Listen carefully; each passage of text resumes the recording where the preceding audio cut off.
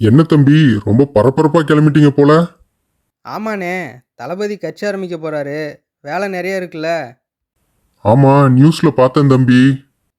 இந்த நாடாளுமன்ற தேர்தலையே போட்டி போடுவாருன்னு சொல்றாங்கண்ணே. அதுக்கெல்லாம் வாய்ப்பே இல்லப்பா.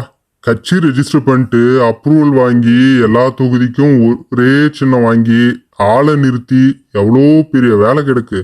இதெல்லாம் இன்னும் 2-3 மாசத்துல நடக்க வாய்ப்பே இல்லப்பா. அது மட்டும் இல்லாம இப்போவே போட்டி போட்டு அவரோட பாப்புலாரிட்டியை குறைச்சிக்கவா போறாரு.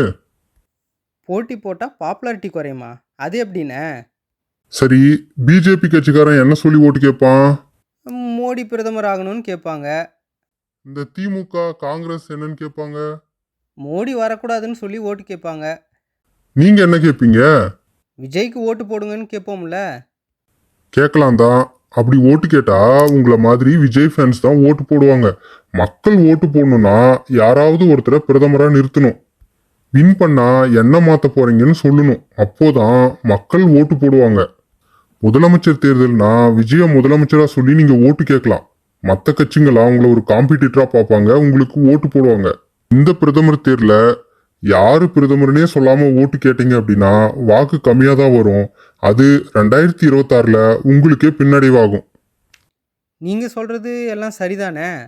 அப்படின்னா இப்போ கட்சி ஆரம்பிக்கிறதா வர செய்தி பொய்யா? அது பொய்யா இருக்கிறதுக்கு வாய்ப்பு இல்லப்பா. கட்சி ஆரம்பிப்பாரு, ஆனா போட்டி போட மாட்டாரு.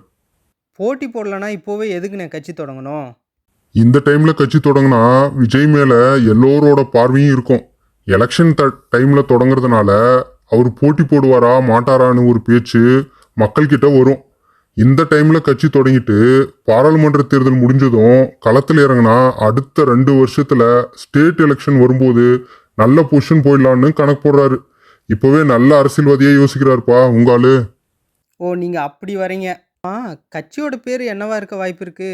விஜய் மக்கள் இயக்கம்னே வச்சிடலாம்ல. அட, தனி மனித பேர்ல கட்சி தொடங்குறத விட கொள்கை பேர்ல இருக்கிற மாதிரி கட்சி தொடங்கணும்பா. அப்போதான் காலம் கடந்து நிக்க முடியும். அண்ணே, அதிமுக பேர்ல அண்ணான்னு இருக்குல்ல. நீ நல்லா பாருப்பா. கட்சி தொடங்குனது எம்ஜிஆர். அவரோட பேரை வைக்காம அண்ணாவை வச்சது அண்ணாவோட கொள்கையை நான் செயல்படுத்துவேன்னு சொல்லதான். அண்ணாவை வச்சாரு. அவ்வளோ பெரிய எம்ஜிஆர் அவரோட பேர் வைக்கல பாத்தியா. சரி சரி. அப்போ திராவிடம், கழகம் இந்த மாதிரி வச்சிடலாமா? இந்த நாம் தமிழர் கட்சிக்காரங்க ஏற்கனவே திராவிடம்னா என்ன அப்படின்னு திராவிடத்தை கேள்வி கேட்டுட்டு இருக்கானுங்க. அந்த பேரை வச்சுட்டு அந்த கட்சிக்காரங்க கூட எதுக்கு சண்டை போட்டுட்டு. அது மட்டும் இல்லாம உங்க தளபதி ஈழத்தமிழர் மேல தனி பிரியம் வச்சிட்டு இருக்காரு. தனியா போராட்டம்லாம் பண்ணியிருக்கீங்களே நீங்க.